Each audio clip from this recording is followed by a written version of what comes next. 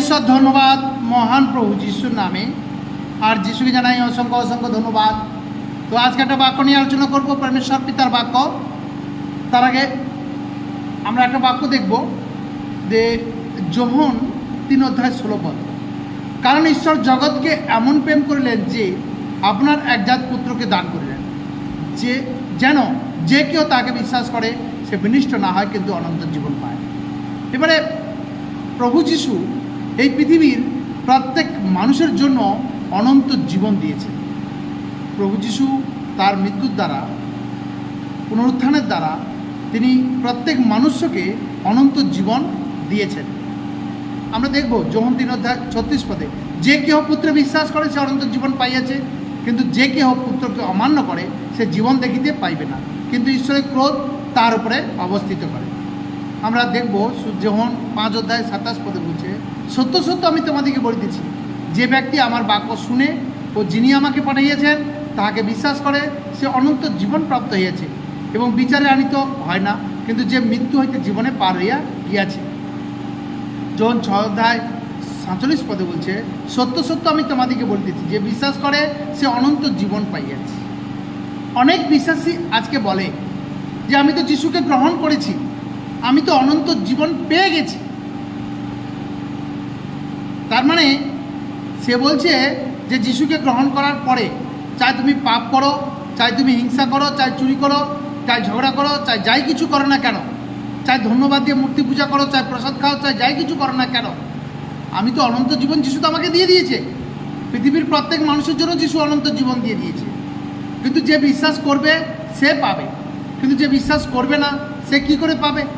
আজকে বিশ্বাসী ব্যক্তি সে কি করছে না, বিশ্বাস করার পরে সে পাপ করছে আর বলছে যিশু তো আমাকে অনন্ত জীবন দিয়ে দিয়েছে। লুক 3:9 বলছে, আর এখনই বৃক্ষ সকলের মূলে কুঠার লাগানো আছে, অতএব যে কোনো গাছে উত্তম ফল ধরে না তা কাটিয়া অগ্নিতে ফেলিয়ে দেওয়া যায়। তার মানে বলছে যে গাছে উত্তম ফল ধরেনি সে গাছ কেটে আগুনে ফেলবে বলছে। তার মানে যিশুকে বিশ্বাস করার পরে যদি ফল না ধরে তাহলে সে গাছকে কেটে আগুনে ফেলে দিবে বলছে।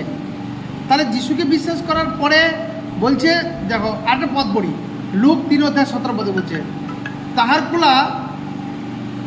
কুলা তাহার হস্তে আছে, তিনি আপন খামার সুপরিষ্কার করিবেন ও গম আপন গোলাতে সংগ্রহ করিবেন, কিন্তু তুষ অনির্বাণ অগ্নিতে পড়াইয়া দিবেন। যিশু বাক্য পালন করতে কেন বলছে?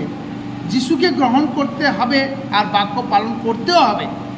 মথি 5:19 বলছে, অতএব যে কেউ এই সকল ক্ষুদ্রতম আজ্ঞার মধ্যে কোনো একটি আজ্ঞা লঙ্ঘন করে ও লোকদিগকে সেইরূপ শিক্ষা দেয় তাহাকে স্বর্গরাজ্যে অতি ক্ষুদ্র বলা যাইবে, কিন্তু যে কেউ সে সকল পালন করে ও শিক্ষা দেয় তাকে স্বর্গরাজ্যে মহান বলা যাইবে। তারপরে যাকব 2:20 কি বলছে, কিন্তু যে হে অসার মনুষ্য, তুমি কি জানিতে চাও যে কর্মবিহীন বিশ্বাস কোনো কাজের নয়? তার মানে আজকে বিশ্বাস করছি প্রভু অনন্ত জীবন দিয়ে দিয়েছে আমাকে, কিন্তু তারপরে যদি ঈশ্বরের আজ্ঞা পালন না করি, কর্মবিহীন বিশ্বাস তো মৃত। তাহলে কেন বলছে যে আমি যা কিছু করি না কেন ঈশ্বর আমাকে অনন্ত জীবন দিয়ে দিয়েছে? 100% ঈশ্বর অনন্ত জীবন দিয়েছে কাকে?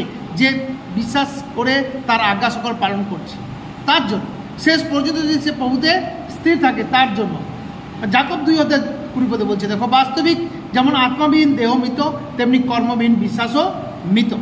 তাহলে 2 পিতর 2:1 বলছে, কিন্তু প্রজাবৃন্দের মধ্যে ভক্ত ভাববাদিগণ উৎপন্ন হইয়াছিল, সেই প্রকারে তোমাদের মধ্যে ভক্তগুরুরা উপস্থিত হইবে, তারা গোপনে বিনাশযোগ্য দলভেদ উপস্থিত করিবে, যেন তোমাদিকে ক্রয় করিয়াছেন সেই অধিপতিকেও অস্বীকার করিবে, এরূপে শীঘ্র আপনাদের বিনাশ ঘটাইবে।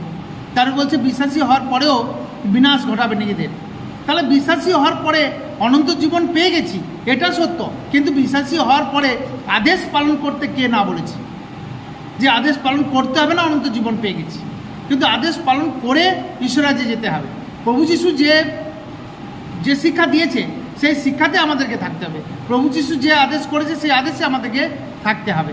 তাহলে আমরা আজকে প্রভু যিশুর আদেশ বিনা অমান্য করে আমরা ঈশ্বরাজ্যে যেতে পারি না। তাহলে আজকে যারা ধন্যবাদ দিয়ে সব কিছু করছে তারা বলছে আমি তো অনন্ত জীবন পেয়ে গেছি, তাহলে ধন্যবাদ দিয়ে করলে ক্ষতি কি? তার মানে সেখানে আদেশ পালন করছে না।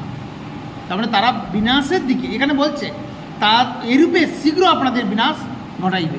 এবারে তারা বিনাশ, নিজেদের বিনাশ নিজেরাই ঘটাচ্ছে।